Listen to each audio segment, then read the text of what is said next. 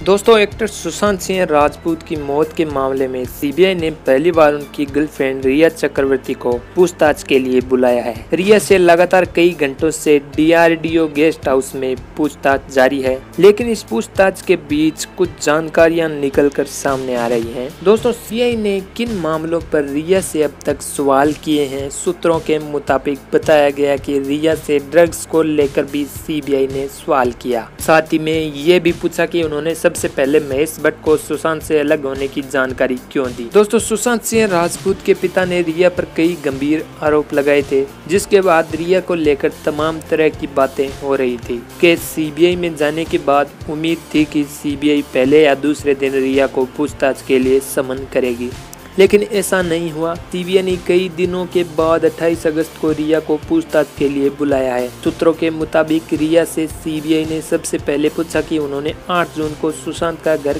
क्यों छोड़ दिया था। इसके बाद अगला सवाल था कि अगर सुशांत सिंह ने आपको जाने के लिए कहा था तो ये जानकारी आपने सबसे पहले महेश भट्ट को क्यों दी, और ये क्यों बताया कि आपने मूव ऑन करने का फैसला ले लिया है। इसके अलावा सीबीआई ने ड्रग्स को लेकर भी रिया चक्रवर्ती से सवाल किए। सूत्रों के मुताबिक सीबीआई ने रिया से पूछा कि क्या आपको पता है कि सीबीडी एक प्रतिबंधित ड्रग्स है। सीबीआई ने पूछा कि जया शाह से आपकी चैट से पता चलता कि आप सुशांत को सीबीडी इन्फ्यूज्ड कॉफी देती थी। आपको इसके लिए सीबीडी की खुराक कैसे और किस से मिली, और कितने वक्त तक आपने सुशांत को सीबीडी इन्फ्यूज्ड कॉफी दी। सीबीआई ने रिया से ये भी पूछा कि क्या आपको इस ड्रग सीबीडी के साइड इफेक्ट की जानकारी नहीं थी। सीबीआई ने रिया से सीबीडी को लेकर ये भी कहा कि क्या उन्होंने इसकी जानकारी सुशांत के परिवार या उनके डॉक्टर्स को दी थी। साथ ही सीबीआई ने रिया से पूछा कि क्या ये सच है कि मुंबई के कुछ साइकियाट्रिस्ट और साइकोलॉजिस्ट से